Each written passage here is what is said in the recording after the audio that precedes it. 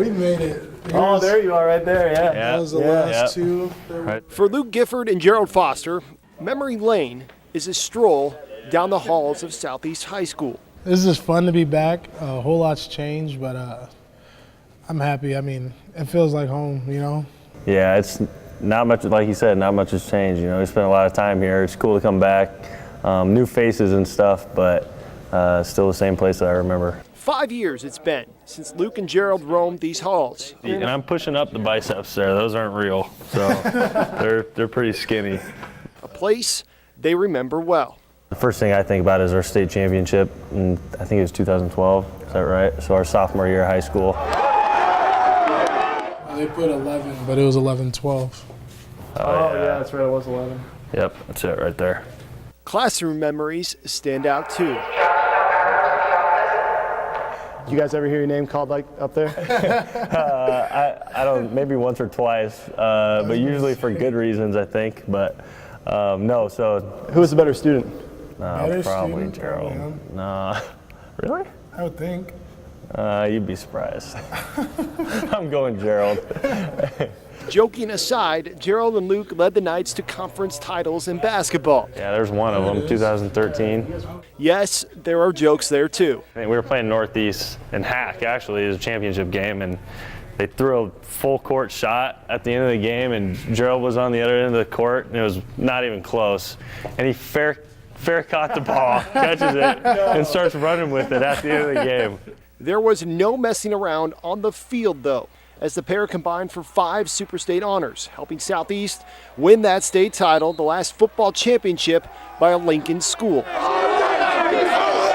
And when it came to college, Luke chose Nebraska, the first commit of the 2014 class. Gerald decided later.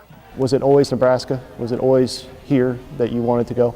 Well, before Gerald answers, I know I wanted to, and we used to talk about it. Before I committed, we used to talk about, you know, like what we wanted to do and where we wanted to go.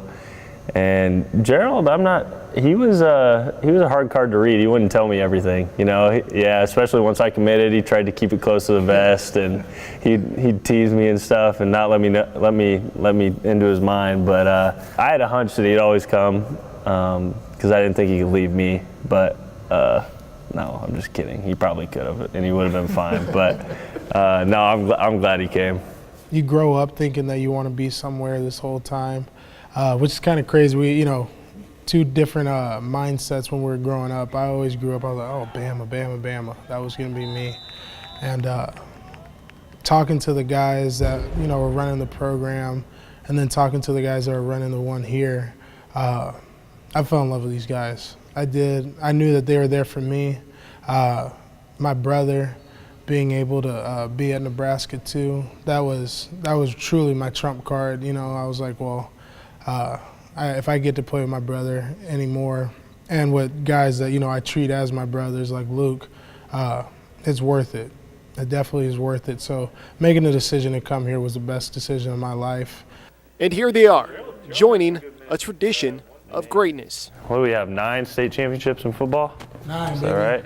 Do you guys feel any pressure at all going to Nebraska as Southeast athletes? Yeah, for sure. I mean, there's been a lot of good ones, you know, and Coach Rude's one of them. And those are all guys, I don't know about you, but when I was growing up, those were all guys that I looked up to, and especially Gordo. I still check his box score all the time, you know, see how he's doing. So, yeah, there's a lot of greats that came out of here.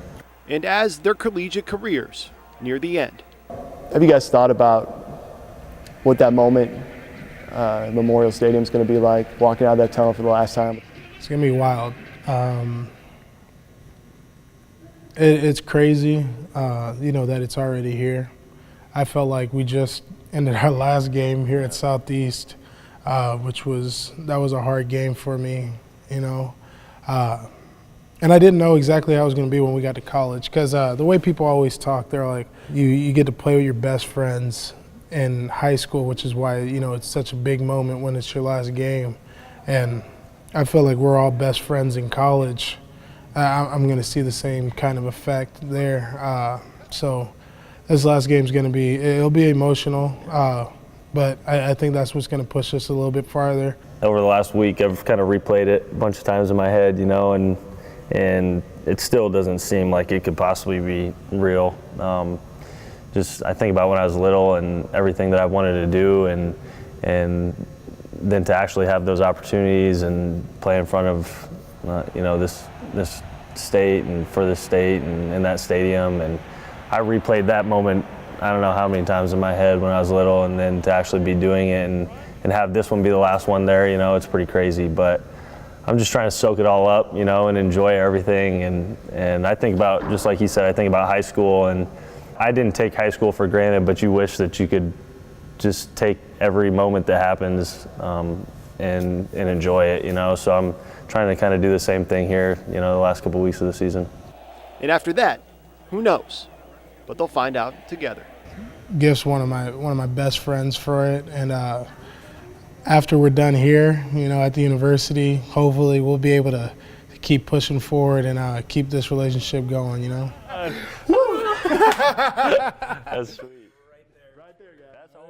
Honestly, that's always been one of my goals growing up, you know. So We'll work to make sure that however your schedules are,